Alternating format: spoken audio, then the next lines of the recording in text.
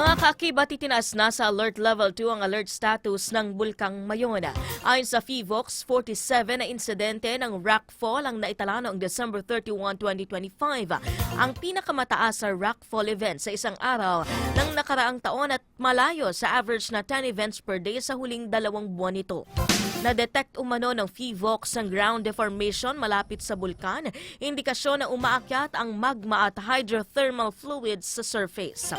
Mahigpit na babala ng ahensya sa publiko, huwag nang pumasok sa 6 kilometrong permanent na danger zone upang makaiwan sa biglaang pagsabog, rockfalls, landslides at pyroclastic density currents o PDCs o biglaang pag-agos ng pinagsamang abo, mga bato at volcanic gas kapag mayroong pagsabog. Inaabisuhan na din ang mga residenteng malapit sa bulkan na maghanda sa posibleng ashfall at sumunod sa mga otoridad. Patuloy pa rin ang umanong magbabantay ang PHIVOLCS kasama ang Provincial Disaster Risk Reduction and Management o PDRRMO ng Albay.